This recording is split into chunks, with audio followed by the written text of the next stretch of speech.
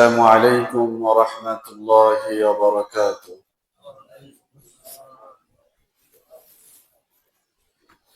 الحمد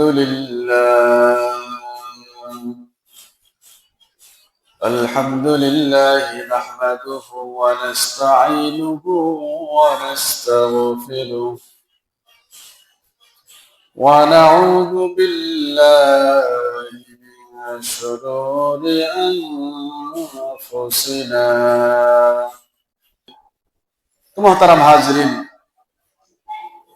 আল্লাহ রাব্বুল আলামিন যখন মানুষকে সৃষ্টি করলেন এবং আদম আলাইহিস সালামকে সৃষ্টির পরে যখন ইবলিস আদম আলাইহিস সালামকে সিজদা করলো না, সিজদা না করে সে আল্লাহ তাআলার অবাধ্যতা করলো, সে অবাধ্য হয়ে গেল, তখন সে আল্লাহ তাআলার কাছে কসম করলো। আল্লাহ তাআলার সামনে সে কসম করে বলল যে যতদিন বনি আদম সন্তান পৃথিবীতে থাকবে, আমি তাদের সকলকে পথ ভ্রষ্ট করতে বিন্দু মাত্র অলসতা করব না। আমি 100 ভাগের 100 ভাগ আমি বনি আদম সন্তানকে পথ ভ্রষ্ট করব, গোমরাহ করব। আল্লাহ তাআলা বললেন, ঠিক আছে, তুমি এই চেষ্টা করবে, আর আমিও আমার বান্দাদেরকে চিরদিন ক্ষমা করতে থাকবো। সুবহানাল্লাহ। মুসনাদে আহমদে এই হাদিসটি এসেছে, হাদিস নম্বর 11,237। এই হাদিস বর্ণনা করেছেন হযরতে আবু সাঈদ খুদরি রাদিয়াল্লাহু তাআলা আনহু। عن أبي سعيد الخدري رضي الله تعالى عنه قال قال رسول الله صلى الله عليه وسلم رسول صلى الله عليه وسلم বলেন, إن الشيطان قال, শয়তান বলল, إن الشيطان قال, শয়তান কি বলল? وعزتي يا ربي وعزتك يا ربي, হে রব, আপনার বড়ত্বের কসম, আপনার ইজ্জত সম্মানের কসম খেয়ে আমি বললাম, লা আবরাহু উগবি ইবাদাকা, আমি অবশ্যই আপনার বান্দাদেরকে পথভ্রষ্ট করব। মা দামাত আরওয়াহুম ফি আজসাদিহিম, যতদিন তাদের দেহে প্রাণ থাকবে, তারা বেঁচে থাকবে, আমি তাদেরকে অবশ্যই পথভ্রষ্ট করতে চেষ্টা করব। তখন আল্লাহ তাআলা বললেন, ক্বালা রব, তখন আল্লাহ তাআলা বললেন, লা আযালু ওয়া ইজ্জতি ওয়া জালালি, আমার সম্মানের কসম, আমার ইজ্জতের কসম, আমার বড়ত্বের কসম, লা আযালু আগফিরু লাহুম মাস্তাগফারুনি, যতদিন তারা আমার কাছে ইস্তিগফার করবে, আমিও তাদেরকে ক্ষমা করতে থাকবো। সুবহানাল্লাহ। মাস্তাগফারুনি। এজন্য মুহতারাম হাজিরিন, আজকের আলোচনার প্রথম আমল হচ্ছে ইস্তিগফার। এই ইস্তিগফারের মাধ্যমে আল্লাহ রাব্বুল আলামিন বান্দার সমস্ত গুনাহ মাফ করে দেন।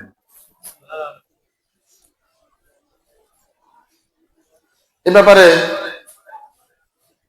তিরমিজি শরীফে হাদিস এসেছে, তিরমিজির হাদিস নম্বর 3577। এই হাদিস বর্ণনা করেছেন হযরত যায়েদ রাদিয়াল্লাহু তাআলা আনহু। এই হাদিসে রাসূল এই বিষয়টি তুলে ধরেছেন।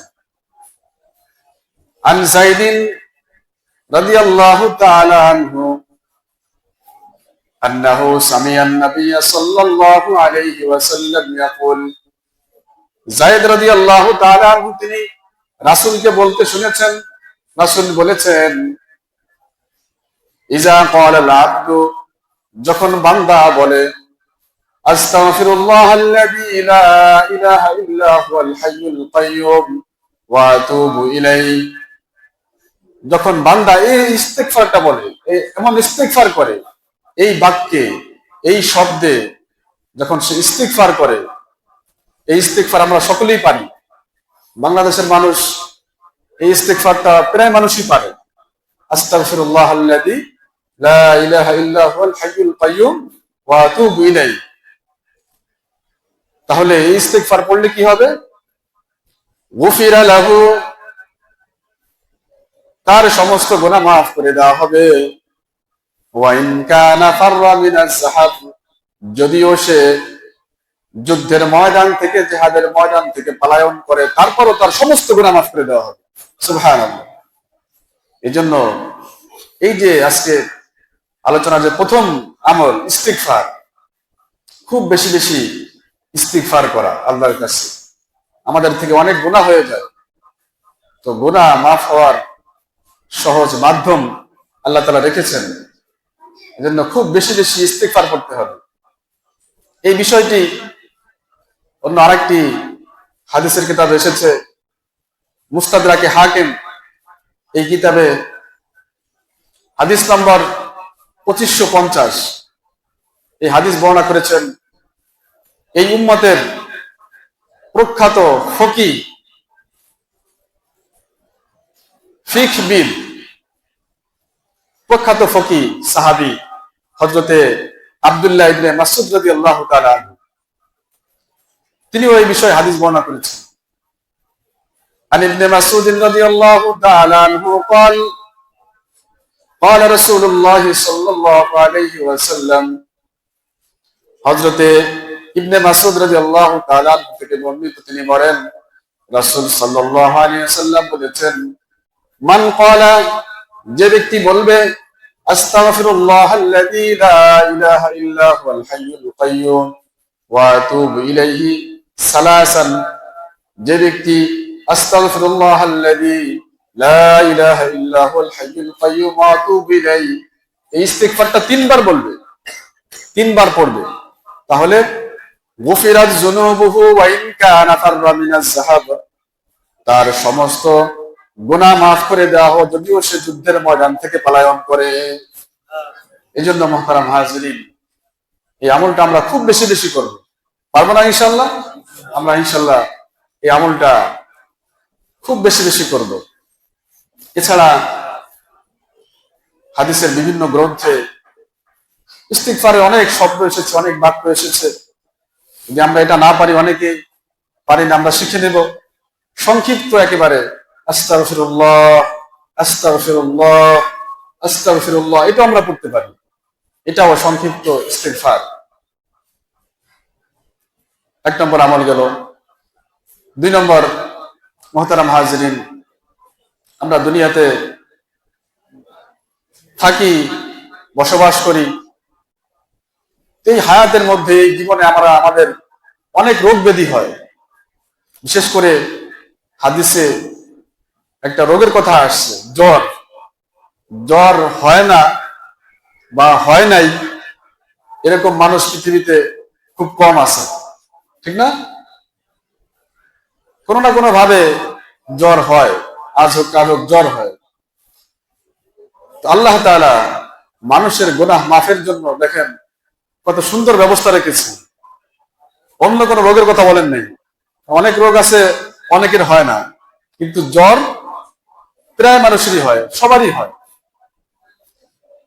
যদি কারো জ্বর হয় আর সে অভিযোগ না করে এবং সে আল্লাহর প্রতি বিশ্বাস রাখে, ভালোবাসা রাখে, সবর করে, তাহলে এই জ্বরের কারণে আল্লাহ তাআলা তার সমস্ত গুনাহ মাফ করে দেন। কিন্তু ই করা যাবে না, আল্লাহর প্রতি অভিযোগ করা যাবে না। আপত্তি করলে, অভিযোগ করলে, সবর না করলে, তাহলে এই যে প্রতিদান, আজর ও সওয়াব, এটা পাওয়া যাবে না। এ ব্যাপারে সহিহ মুসলিমের হাদিস আসছে, হাদিস নম্বর 2575। এই হাদিস বর্ণনা করেছেন হযরতে প্রখ্যাত সাহাবী মুহাদ্দিস হযরতে আবু হুরায়রা রাদিয়াল্লাহু তাআলা তিনি এই হাদিসে এই বিষয়টি তুলে ধরেছেন। আন নবী হুরায়রা রাদিয়াল্লাহু তাআলা আনহু আন্না রাসূলুল্লাহ সাল্লাল্লাহু আলাইহি ওয়াসাল্লাম قال না, এই হাদিসটি আবু হুরায়রা থেকে না, বরং হাদিসটি এসেছে হযরত জাবির ইবনে আব্দুল্লাহ থেকে। ভুল বলেছি আগে, আবু হুরায়রা না, বরং এটা জাবির ইবনে আব্দুল্লাহ। عن جابر بن عبد الله رضي الله تعالى عنه أن رسول الله صلى الله عليه وسلم دخل على أم السائب أو أم المسيب। জাবির ইবনে আব্দুল্লাহ তিনি বলেন, রাসূল সাল্লাল্লাহু আলাইহি ওয়াসাল্লাম তিনি উম্মে সায়েব অথবা উম্মে মুসাইয়্যিব তার বাড়িতে তিনি দাওয়াতে গেলেন, তার বাড়িতে তাকে দেখতে গেলেন। ফাকালা, রাসূল যে বললেন, মা আলাকে ইয়া উম্মাস সাইব ইয়া উম্মাল মুসাইয়্যিব, হে উম্মে সায়েব অথবা উম্মে মুসাইয়্যিব। সাহাবীর এই নামটা কাছে লেগে গেছে, আসলে নামটা কি উম্মুল মুসাইয়্যিব নাকি উম্মে সায়েব, তো যেটাই হোক দুটোটা নাম তিনি এখানে বলেছেন। তো এই সাহাবী মহিলার বাড়িতে রাসূল গেলেন, যে বললেন, মা আলাকে তোমার কি হয়েছে, তুজাফজিফিনা, তুমি কাঁদছো কেন, তুমি কাঁদছো কেন, কাঁপো কেন? ক্বালা, সে বলল, আল হুম্মা, আল হুম্মা, আমাকে জ্বরে ধরেছে, আমি জ্বরে আক্রান্ত। তো সাহাবী নারী তিনি একটু কষ্টে বললেন, লা বারাকাল্লাহু ফিহা, আল্লাহ যেন জ্বরের মধ্যে বরকত না দেয়। মানে একটু রাগ হয়ে তিনি বলছেন, লা বারাকাল্লাহু ফিহা, যেন জ্বরের মধ্যে কোনো বরকত না হয়। ফাকালা, তখন রাসূল বললেন, লা তাসুব্বিল হুম্মা, হে সাহাবী তুমি এই জ্বরকে তুমি গালি দিও না, ভৎসনা করো না। লা তাসুব্বিল হুম্মা, তুমি জ্বরকে গালি দিও না, ভৎসনা করো না, তিরস্কার দিও না। কারণ ফাইন্নাহা তুযহিবু খাতায়া বনি আদম, এই জ্বর বনি আদমের, আদম সন্তানের গুনাহ মাফ করে দেয়। সুবহানাল্লাহ। কিভাবে?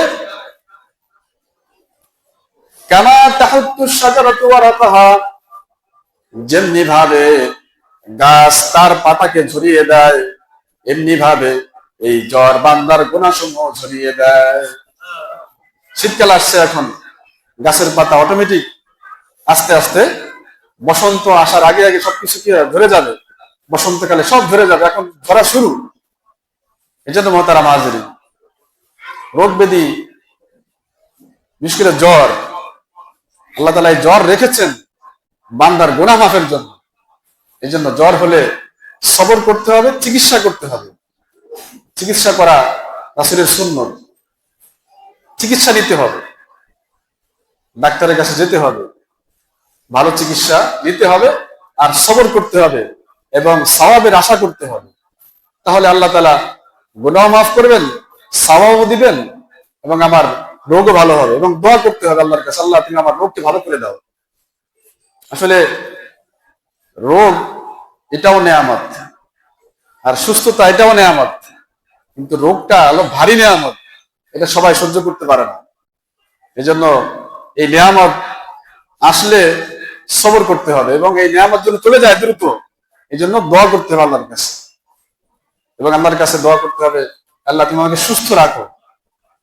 সুস্থতা অনেক বড় নেয়ামত, যে সুস্থ আছে সে বুঝবে না।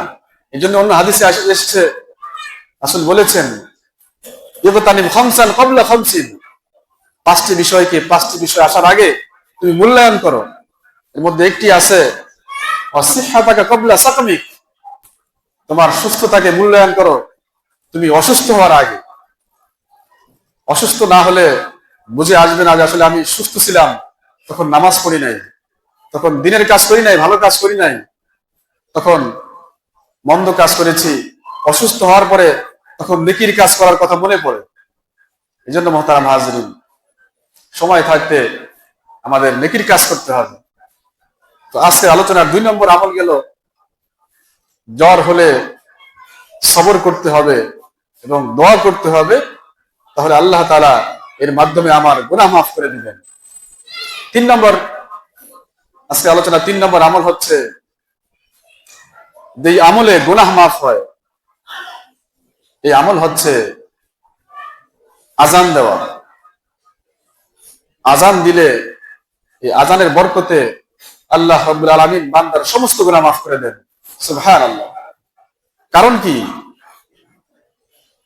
যে আজান দিচ্ছে, আল্লাহু আকবার আল্লাহু আকবার বলছে, আকাশে বাতাসে এই যে এই শূন্যের মধ্যে সে তাওহীদের, একত্ববাদের আওয়াজকে সে ধ্বনিত করছে, উচ্চারিত করছে, লা শারীকা লা, আল্লাহ ছাড়া কেউ শরীক নেই, সেই এই আওয়াজ দিচ্ছে মানুষের মধ্যে, সবাই গাফেল হয়ে আছে, আর সে আল্লাহর বরত্ব বর্ণনা করছে, আল্লাহ তাআলার বরত্ব বর্ণনা করছে, রাসূলের রিসালাত বর্ণনা করছে।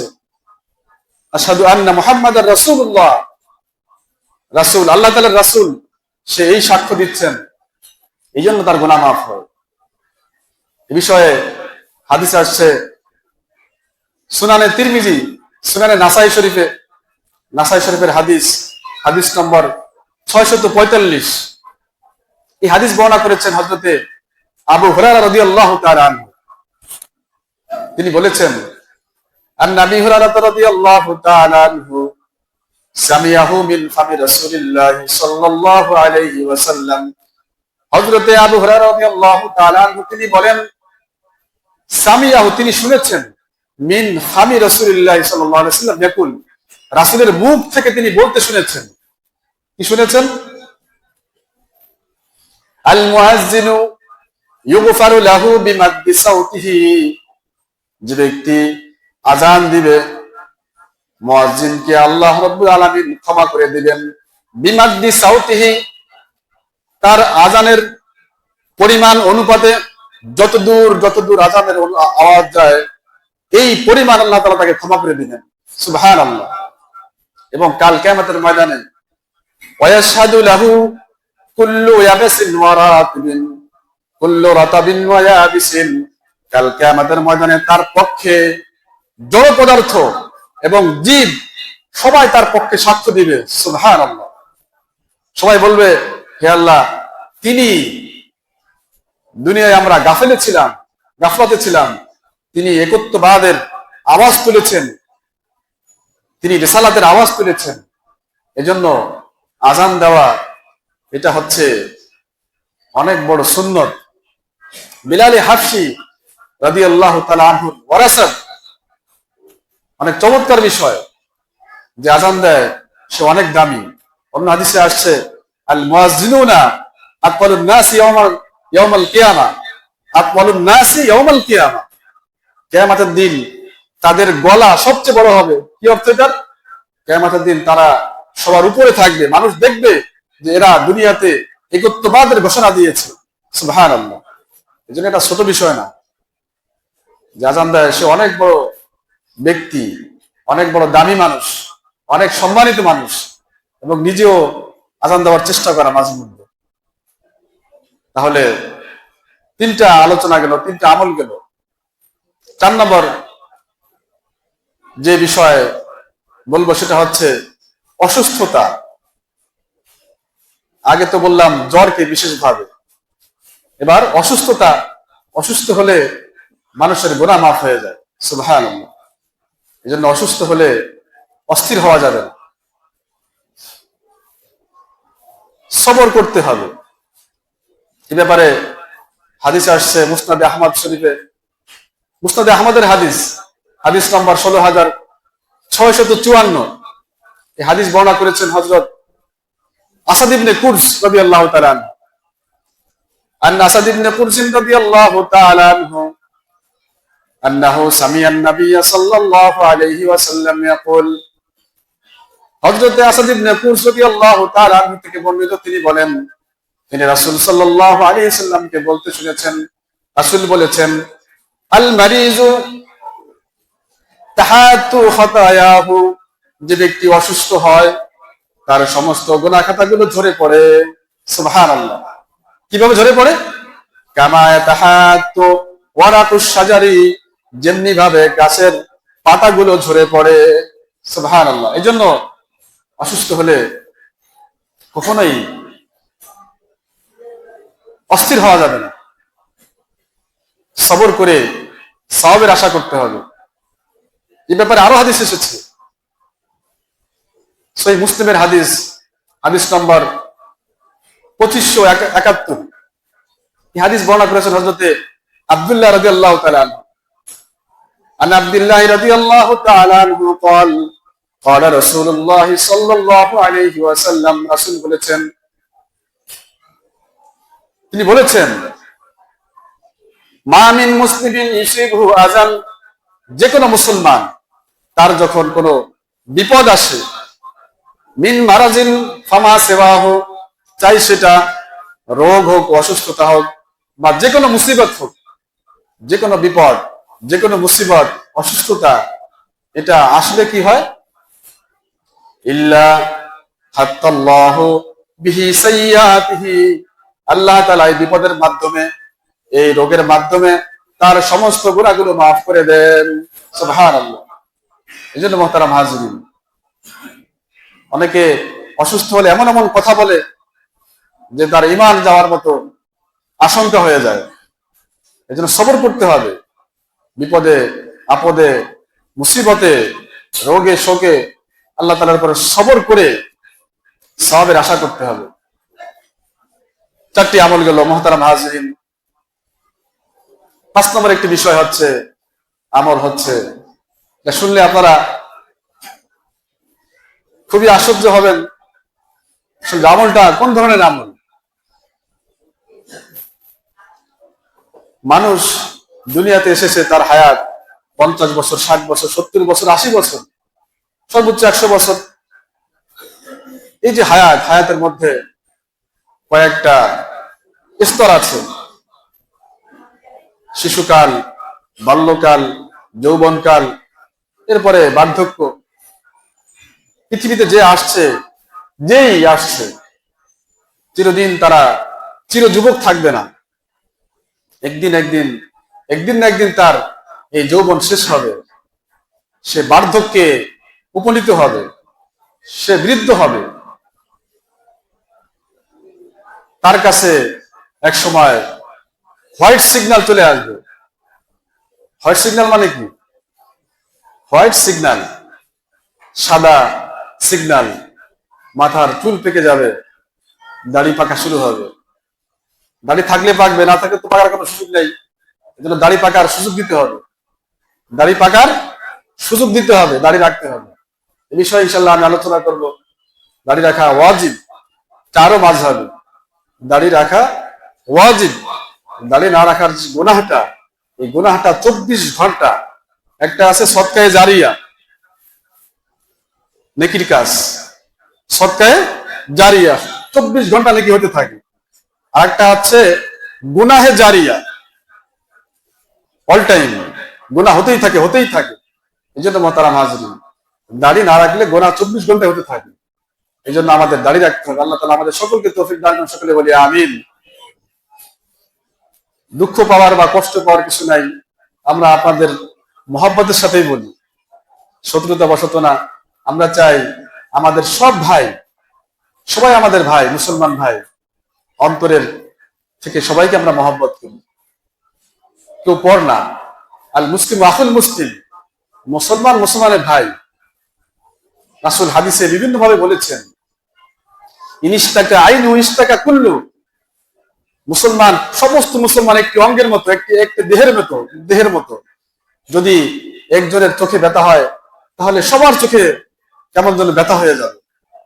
এই জন্য মুহতারাম হাজিরিন, দাড়ি রাখতে হবে। তো যে বিষয়টা বলছিলাম, যে এই যে চুল পেকে যাওয়া, দাড়ি পেকে যাওয়া, এটা অনেক বড় নেয়ামত। যখন দাড়ি পাকে, চুল পেকে যায়, এটা হলো আখিরাতের চিঠি এসে গেছে আমার, যে আমার হায়াত শেষের দিকে, আমার শিশুকাল, বাল্যকাল, যৌবনকাল শেষ হয়ে গেছে। এখন আমার একটা অবস্থা আছে, আমার জীবনের শেষ অবস্থা। বার্ধক্য।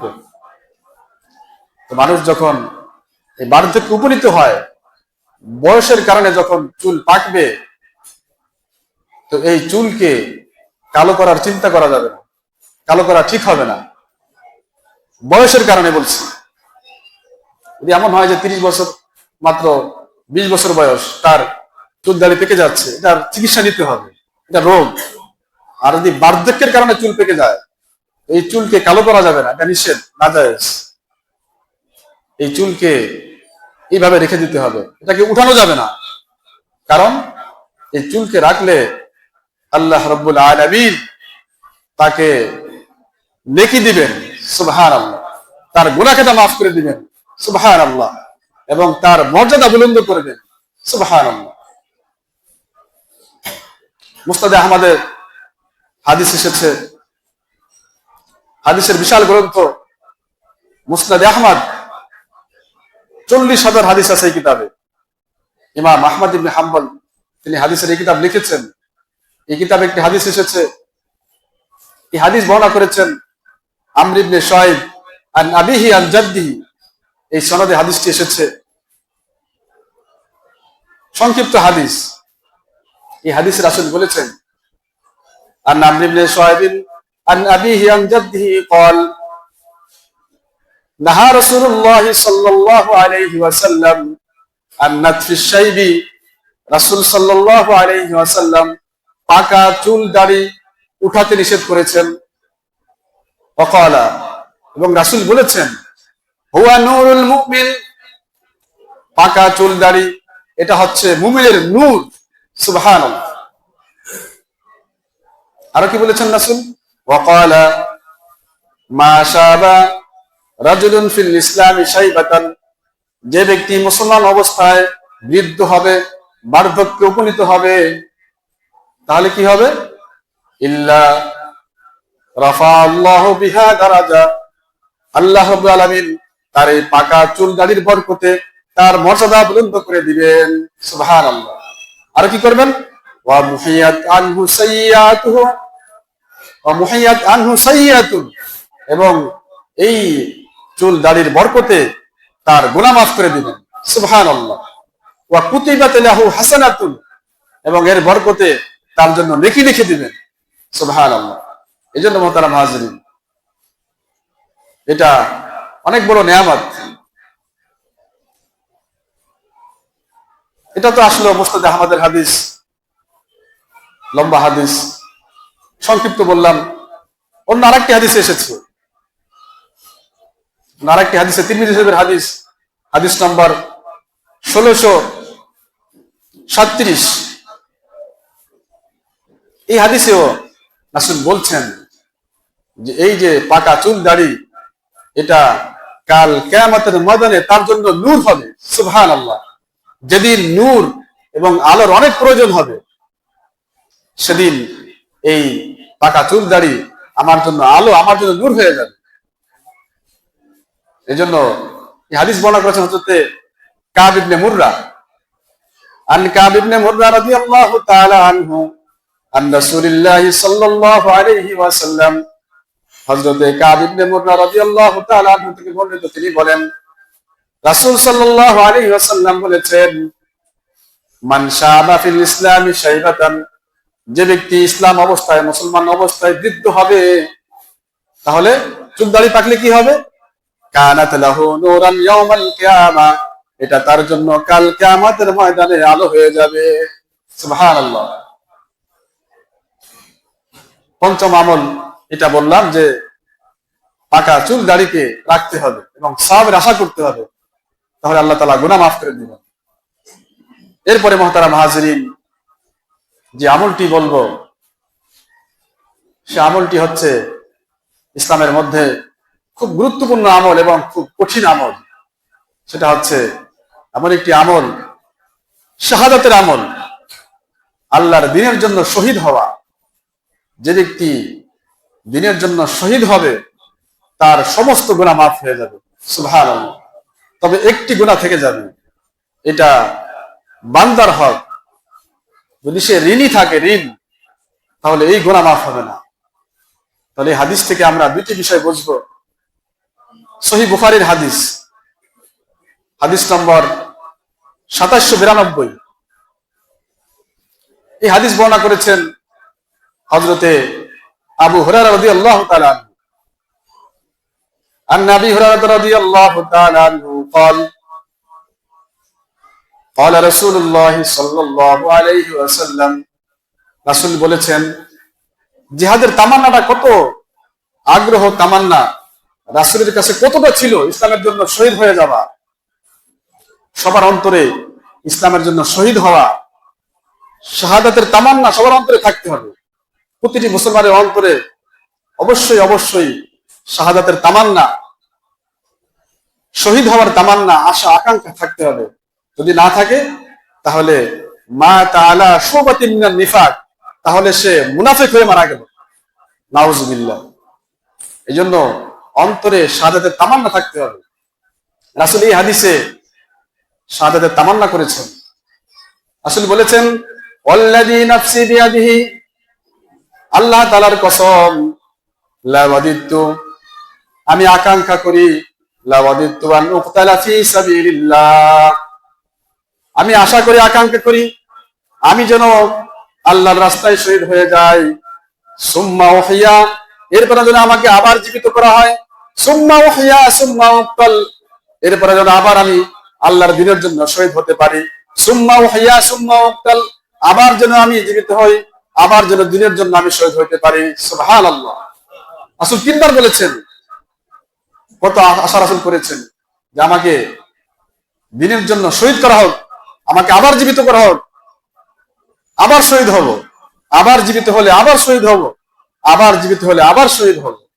এই জন্য মুহতারাম হাজরিন, এই শাহাদাতের তামান্না আমাদের অন্তরে থাকতে হবে।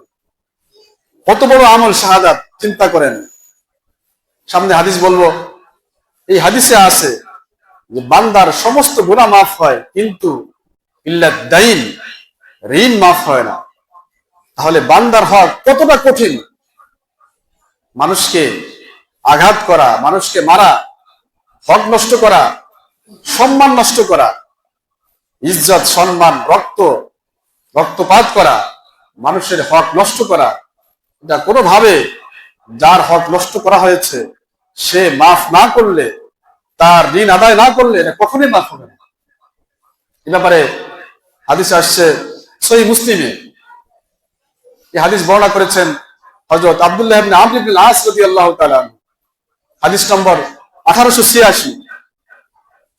عن عبد الله بن عمرو بن العاص رضي الله تعالى عنه أن رسول الله صلى الله عليه وسلم قال, রাসূল সাল্লাল্লাহু আলাইহি ওয়াসাল্লাম বলেছেন, ইগফারু লিশ-শাহীদি কুল্লু যামবিন ইল্লা আদ-দাইন, শহীদ যে হবে তার সমস্ত গুনাহ মাফ করে দেওয়া হবে, তবে ঋণ ব্যতীত। ঋণ ব্যতীত। এখান থেকে আমরা পেলাম জিহাদের তামান্না অন্তরে রাখতে হবে। এরপরে শাহাদাত, এটা সমস্ত গুনাহ মাফ করে দেয়। আরেকটি বিষয় এখান থেকে বুঝলাম যে মানুষের হক, ঋণী হয়ে মারা যাওয়া যাবে না। মৃত্যুর আগে নিজের ঋণ পরিশোধ করতে হবে এবং মানুষের কোনো হক নষ্ট করা যাবে না, কারো ইজ্জত সম্মান নষ্ট করা যাবে না, কারো সম্পদ নষ্ট করা যাবে না, কাউকে আঘাত করা যাবে না, কোনো বান্দার কোনো হক নষ্ট করা যাবে না। নষ্ট করলে কাল কিয়ামতের ময়দানে এগুলোর জবাব দিয়ে, যদি আমার নেকি থাকে আমার নেকি দেওয়া হবে, যদি আমার নেকি না থাকে তাহলে ওই বান্দার গুনাহ আমার মাথায় চাপিয়ে দিয়ে আমাকে জাহান্নামে দেওয়া হবে, নাউজুবিল্লাহ। এই জন্য বান্দার হকের ব্যাপারে সতর্ক থাকতে হবে। মুহতারাম হাজরিন, 7 নম্বরে একটি আমল সর্বশেষ বলবো, সময় শেষ। এই আমলের মাধ্যমেও আল্লাহ তাআলা বান্দার সমস্ত গুনাহ খাতা মাফ করে দেন। আমলটা খুব সহজ, এটা সবাই পারবে। এই হাদিসটি এসেছে মুসনাদে আহমদে, হাদিস নম্বর 12534। এই হাদিস বর্ণনা করেছেন হযরতে আনাস রাদিয়াল্লাহু তাআলা আনহু। আন আনাস রাদিয়াল্লাহু তাআলা আনহু আন্না রাসূলুল্লাহ সাল্লাল্লাহু আলাইহি ওয়াসাল্লাম قال, হযরতে আনাস রাদিয়াল্লাহু তাআলা আনহু থেকে বর্ণিত, তিনি বলেন, আন্না রাসূলুল্লাহ সাল্লাল্লাহু আলাইহি ওয়াসাল্লাম আখাযা গুসনান, রাসূল সাল্লাল্লাহু আলাইহি ওয়াসাল্লাম একটি গাছের ডাল ধরলেন। একটি ডাল ধরলেন, ধরার পরে ফানাফাযাহু ফালাম তানতাফিস, রাসূল গাছের ডাল ঝাঁকি দিলেন, নাড়া দিলেন, কোনো পাতা পড়লো না। সুম্মা নাফাযাহু ফালাম ইয়ানতাফিস, এরপরে আবার তিনি নাড়া দিলেন, ঝাঁকি দিলেন, কোনো পাতা পড়লো না। সুম্মা নাফাযাহু, এরপরে তিনি আবার গাছের ডাল তিনি ঝাঁকি দিলেন, নাড়া দিলেন। ফান্তাফাজা, তখন পাতা ঝরে পড়লো। পাতা ঝরে পড়ার পরে রাসূল বললেন, ফাকালা রাসূলুল্লাহ সাল্লাল্লাহু আলাইহি ওয়াসাল্লাম, ইন্না সুবহানাল্লাহ ওয়ালহামদুলিল্লাহ ওয়া লা ইলাহা ইল্লাল্লাহ ওয়াল্লাহু আকবার তানফুজুল খাতায়া কামা তানফুজুল শাজারাতু ওয়ারাকাহা। নিশ্চয় সুবহানাল্লাহ, আলহামদুলিল্লাহ, লা ইলাহা ইল্লাল্লাহ, আল্লাহু আকবার, এটা সবাই পারে না? এই আমল যে ব্যক্তি করবে, এই আমল করতে পারলে কি হবে? তানফুজুল খাতায়া, এই আমলটা বান্দার সমস্ত গুনাহ খাতা ঝরিয়ে দেয়। সুবহানাল্লাহ। কামা তানফুজুশ শাজারাতু ওয়ারাকাহা, যেমনি ভাবে গাছ তার সমস্ত পাতা ঝরিয়ে দেয়। এই জন্য মুহতারাম হাজিরিন, এই সমস্ত তাসবিহ এগুলো বেশি বেশি আমল করতে হবে। আজকে মোট 7টি আমলের কথা বলা হলো, যে সমস্ত আমলের কারণে বান্দার গুনাহ খাতা মাফ হয়ে যায়। আল্লাহ তাআলা আমাদের সকলকে এই বিষয়গুলো সঠিকভাবে বুঝে আমল করার তৌফিক দান করুন। সকলে বলি আমিন। বাংলাদেশ মুজাহিদ